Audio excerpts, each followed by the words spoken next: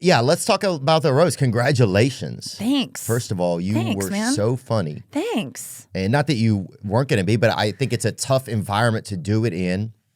Yeah, I didn't even want to do a roast again. Like, I don't know. The idea of roasting, like the Jonas Brothers, not that they even asked me to do that roast, but when I was like, oh, that's the level where. They already did that one? Yeah, which was fun, and I probably would entertain it, but it was like, I just didn't want to put myself up to be made fun of. Like, it's just not worth it to me if it's not a big deal. And Tom Brady, I'm like, this is a big deal. So I wrote, I think Robbie Praw, the guy at Netflix who books everyone, and I think I wrote to him, or he wrote to me about something else, and I go, I saw this Tom Brady roast. This is like 6 months ago. Wow. And I was like, I want that. And he was like, I'm actually meeting with Tom pretty soon. I was like, tell Tom I'm the Tom Brady of roasting, and that it's not going to be a Tom Brady roast without the best roaster there is right now. Mm-hmm. And did I believe that at the time? No, like, but I know what I meant was I'll work the hardest. Yeah. Like, I might be a 6th round draft pick, but I'll prove to everyone by working hard. I will not take this lightly. This is a big opportunity. Like, and so I don't even know if he communicated that to him, but I remember, like, I never talk myself up in that way. Like, I'm really not very good at being like, I can do this, but I really did feel like I could. And so I thought, oh, if I can appeal to Tom's sense of like, I have work ethic like you do, and I won't phone this in. You're a big deal. I'm like, get me. And so when I got it, I was like, you have to give it everything. Right. If you ask for the ball, you have to everything. Shoot. Yes. So the amount I worked on that, I don't love working that hard, but you just have to ask for help. You just have to ask for help in terms of like stopping other things and having people protect you from getting overworked. You think it's funny and easy, it's going to be cool, but then you get up there and the people are right there. Yeah. And you're like, oh my God, this is going to hurt some people's feelings and I have to say this stuff. Yes. So that was when I realized what a tough moment it is. Do you feel that when you're doing it? I thought, no, I don't actually. The only time if you sign up for a roast, like I understand maybe the first roast that ever happened. And I would feel bad because, like, what is this? And I wrote all these jokes. But, like, go watch roast compilations. That's what's coming at you. If you agreed to do this, you are opening yourself up to that. But what if you sign up for a contest? Say you sign up for something where somebody's going to call you a FAGGOT, right? You sign up for it. Somebody's like, that's the thing. You want to sign up? You're like, yeah, I'll sign up for it, dude. And it seems chill. You're whatever. You're backstage practicing. That sounds like a good time. Yeah, you're backstage practicing or whatever, like how you're going to react when they call you. Yeah. But then you go out there. It's literally Tom Brady in the bowels of the Kia Forum the other night is practicing what to look like when they call him word. Probably, yes. Yeah. That's what I heard is that, he was nervous beforehand. He's probably more worried about his own set than thinking about the reactions. But I think that's a part of being on a roast where you have to like think about what you're going to do when they make fun of you. Yeah. I can't hide my feelings. I think it would be tough. Yeah, it is tough. That's why I was so glad that I would, like, next time they'll come at me hard because I'll be known. But this time no one knows me, so no one came at me. I mean, there were a couple jokes, but nothing. But that consistent, every person's going to hit you. Yeah. I would hate that. I'm going to hate that. And I'll be older. My face will have more things in it that will make it look weird for people to make fun. Like, like there'll be more fodder and it will hurt a lot. A lot. So you agree though that there's some pain there. Oh, so much pain. But I did, like I said, before when I've been doing roasts, I never thought about people's feelings. And I think the last roast I did was 5 years ago. And in that time, I think I've worked on myself enough to have empathy and like not want to hurt people. And so this time I was really worried about it. And like, I'm not saying this joke about Jeff Ross. It's too mean. And I don't even believe it. I don't want to say this joke about Bert Kreischer only having one joke. I don't even feel that way. But it's like, my friends kept reminding me, it's a roast. This is what it is. And they signed up for it. Don't pull back. It's this. Right. So but I fought it a lot. There were some jokes I didn't do and wouldn't even say here because I was just like, they came from such a mean place and I could never, ever say that to someone's face. But 5 years ago, I definitely would have done that joke. Really? So you think you were toned down this time? Yeah, I mean, but in the right way. Like I think it resonated because I hit the exact right tone. Like you do that slave joke, and I could have lost people because they're just like, "Why did she say slave?" Like, right. The set was built perfectly. Don't say it anymore. Yeah, I know. It was built perfectly so that it was didn't affect it. But I didn't pull back. I found ways to like go just as hard in the way that I wanted to. Yeah. I think. Yeah. Oh yeah, I thought it was really masterful.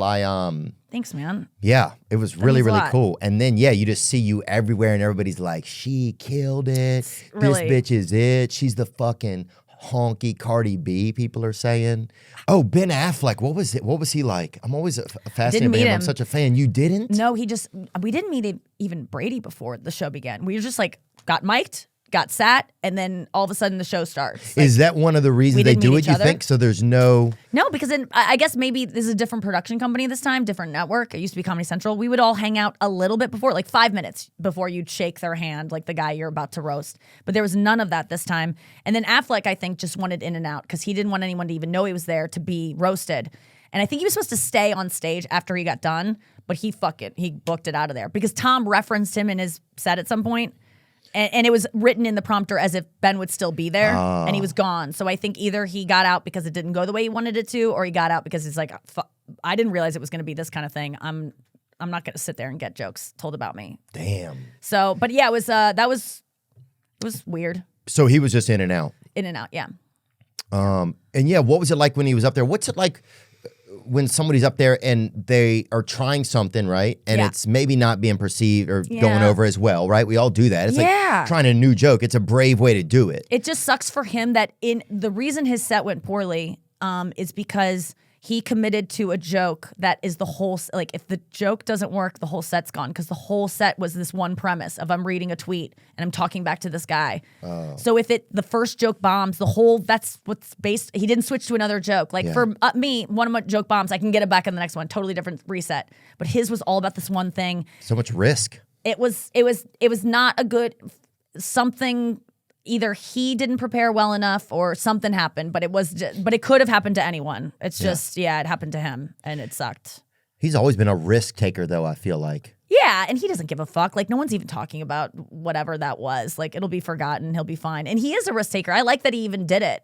And he had a point of view. You can tell it, like, the whole premise of it was like, Tom handed me his phone one day and I saw his messages and I couldn't even fathom what the hate he was getting.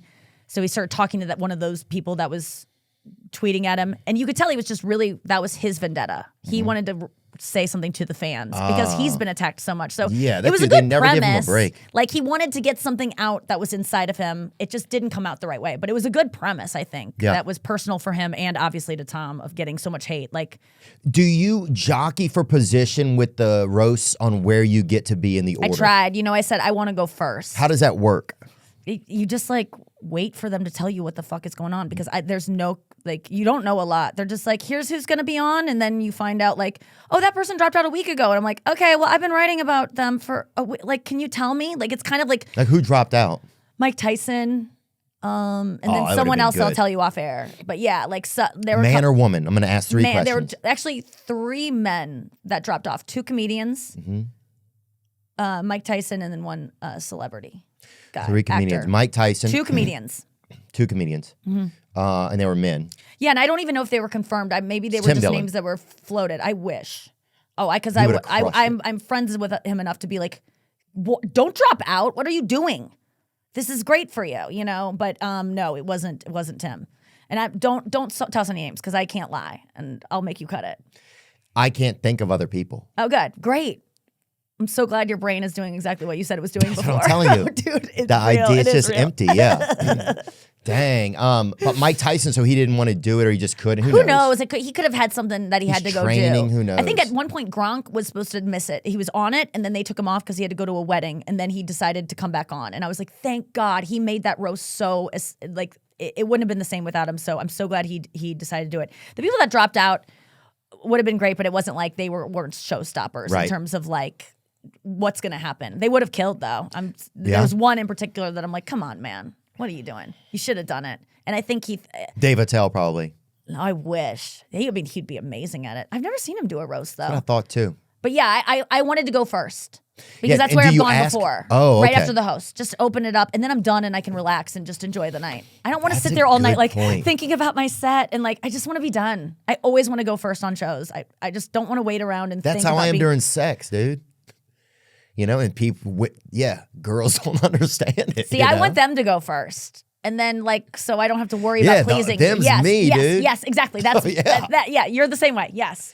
I want to go get first, my work dude. done, yeah. and then I can relax and get my stuff done.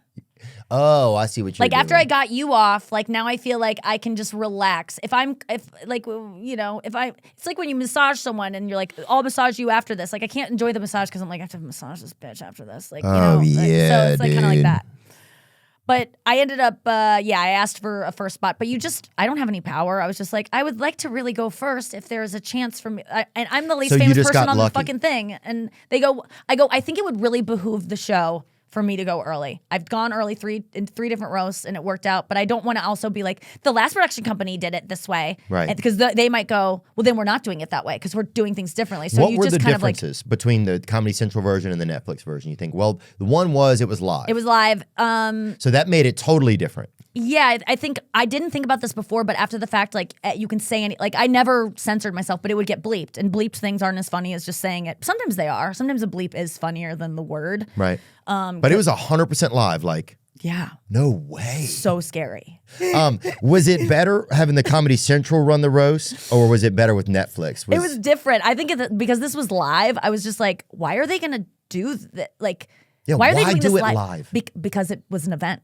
That's why everyone watched it. If this would have been just like something that aired later on, I don't think it would have been this good because it was like, everyone was like, what the fuck? This is live? It was really crazy. And that's why in past roasts, I've done this well before in past roasts, I feel. But after it's edited, everyone looks like they did that good because of the magic of editing. So I've never had like this kind of splash. Not that I've been like, why didn't more people say I was good? I never even thought to think that. But I was like, this to me was like a same that I've done on everyone, but it was just like, I just did a set that wasn't edited, that looked edited because I knew it wouldn't be edited. So I didn't have the benefit of, I'll tell that joke and they'll just cut it if it doesn't go well. So I just had to make it like perfect. Good for you, dude. Thanks, man. Way to think something through. Sometimes it's so hard to figure out all those little angles and piece them all together. It's really tough. It's, and I got so much advice from my friends who work in production and who work in live production. My friends who are just good writers, good roast writers. Like I just got like a lot of advice of like how to frame it and tell a story and because you could just get up there and just tell the best jokes and like pick the best ones, and that will be a great set. But there's other elements to it too that make it fun and can make it just more palatable, I guess. Yeah, I think your level of confidence too, having had done it a lot, I think definitely helps. Tony Hinchcliffe's so good. Let's talk about that for a second. Dude, he was so good. Well, first of all, there's nobody, and I say this out of sheer admiration. I talk about his show all the time. Yeah.